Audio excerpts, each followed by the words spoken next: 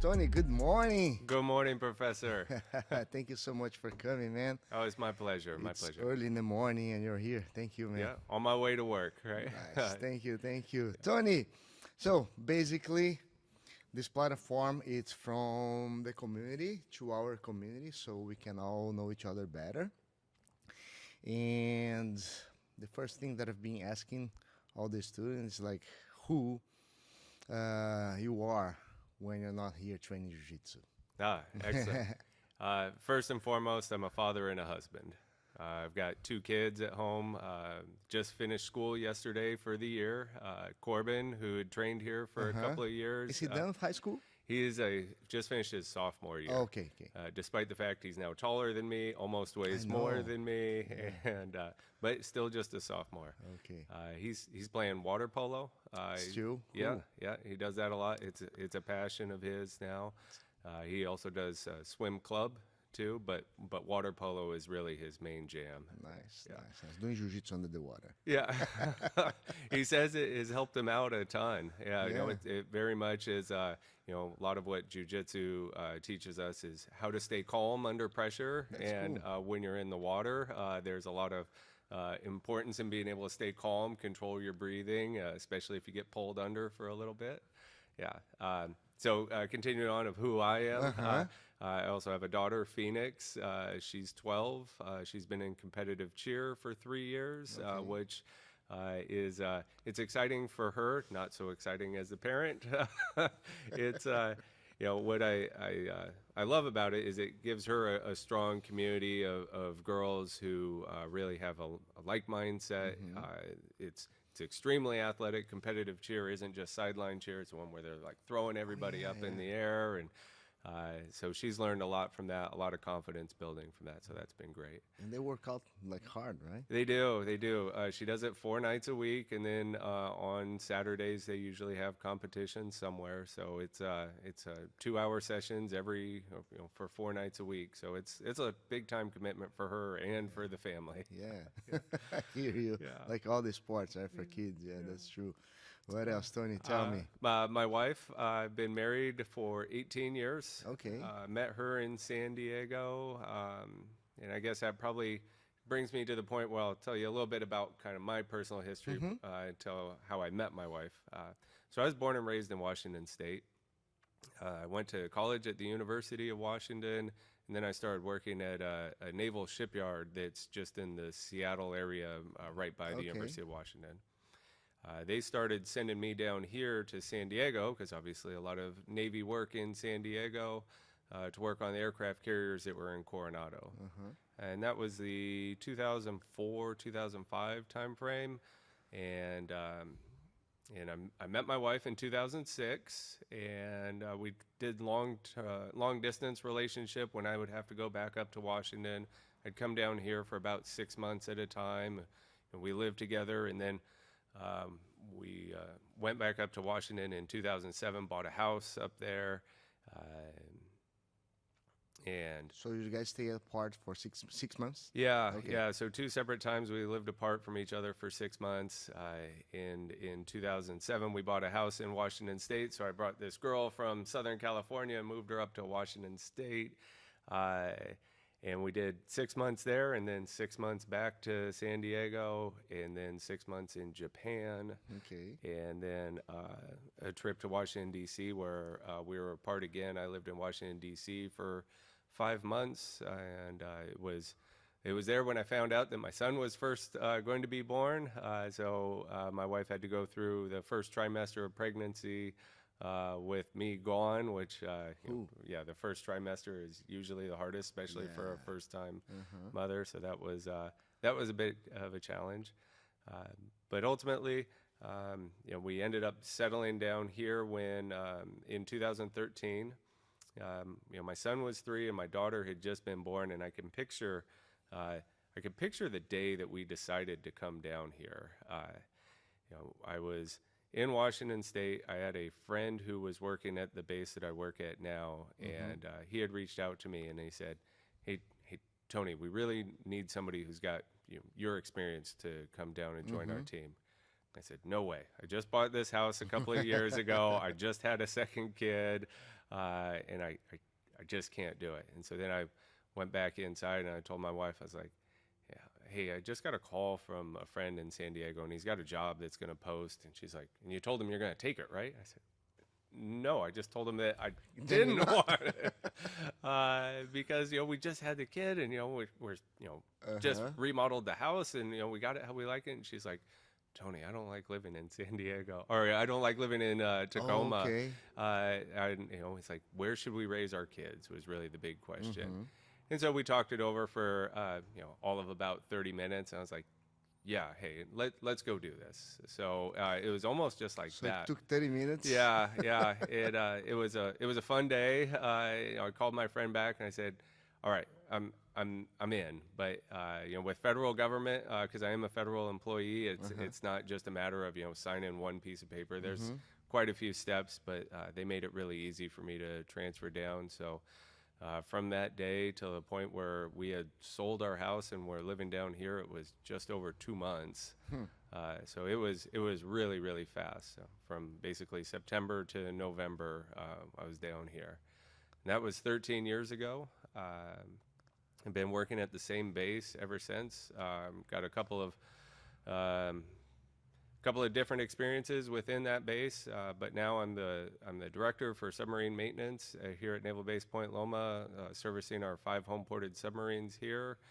So basically, when the submarine goes out to sea, they go operate when with whatever the nation needs them to do. When they pull back in, pier side, that's where my team goes and aids with whatever they need when they're back here in San Diego. Maintenance and everything. Yeah. It's primarily maintenance. So submarines break a lot, and we need to go fix them regularly, and that's what our team does. But only for the submarines or also for the people? Like a support for the people, for the... So primarily for the submarines themselves, like the actual machine of the submarine. I'll say the personnel support primarily comes from the base. So the base installation itself operates like the barracks, the food services, child care centers. That's all part of what's just called the installation. And now my team is the maintenance activity is what they call it, the maintenance managers. And so we have about 400 people, half military, half civilian, that really just do whatever the submarine needs to keep it operating. So pretty complex, right? They're nuclear-powered warships. They carry weapons. They carry 140 people on board. Obviously, submerges to a classified depth that we can't talk about, but and they just have this incredible mission. It's incredible people on there. Submariners are a very unique breed of personnel, but they do amazing things for our country. I truly believe that. They are the one real asymmetric advantage that we have in the military. Other countries have submarines, but they don't have submariners like we have. Like that's the actual people on the submarine that just decades of operating experience. The machines that our adversaries have are very similar to what we have. They just don't know how to operate them as well as we do. That's interesting. Yeah. Cool. Fun. Yeah. Nice. And it seems that you're happy for the decision, the 30-minute decision, right? Yeah, no, it was great. It was kind of, when we moved down here, we knew that we wanted to buy a house. So I think we sold our house in Washington for less than half of what we bought our house for down here. And, it was one of those things, how am I ever going to financially recover from this? But, looking back at it 13 years later, I live right here in Claremont, kind of bringing it over to jiu-jitsu now. The reason that I first ended up calling you is because I basically just pulled up a phone. I said, where is the nearest jiu-jitsu? Okay. Because I want to be able to run to jiu-jitsu. Okay.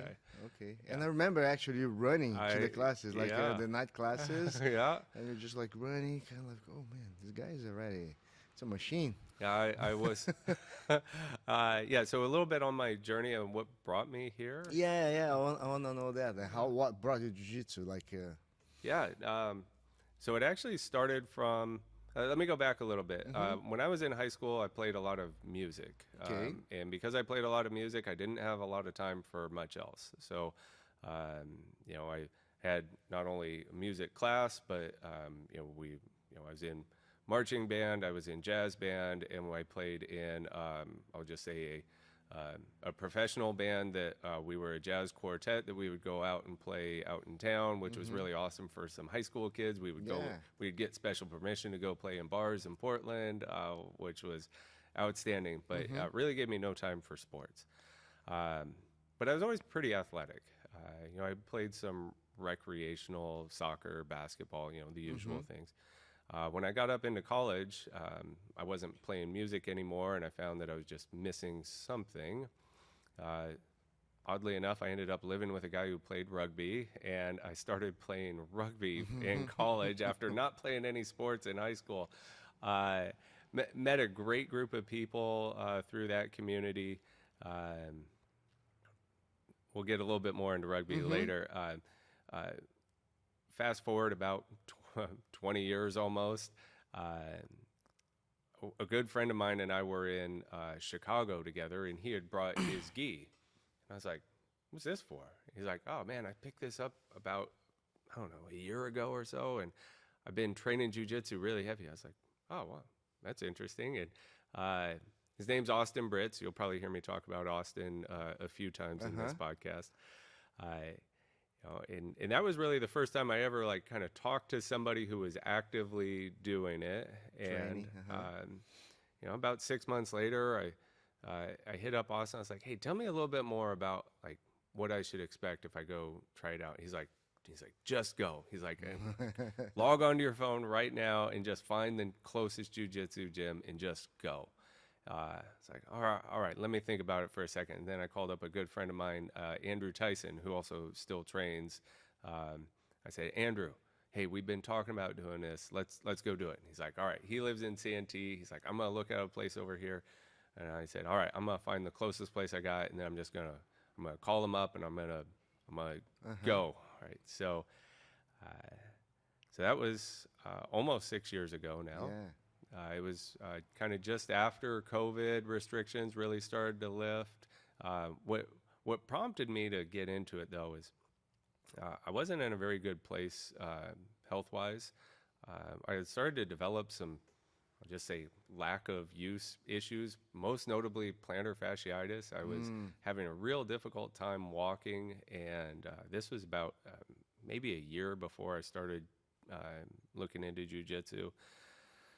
And I was walking down the pier at work one day and just really limping. And, a couple of guys come up like, why are you limping? I'm like, man, because I'm just getting old, or I'm not using my body. I had fallen into kind of a bad trap of, I was playing music. I was probably drinking too much. I wasn't getting exercise. And, my body was just starting to age. And the demand of the work also, Yeah. My work demands me to sit at a desk and sit in meetings a lot, so I don't really get a whole lot of activity out of that. So then I kind of got this inflection point. I'm like, am I just going to let myself get old, or am I going to try to, fight to stay active?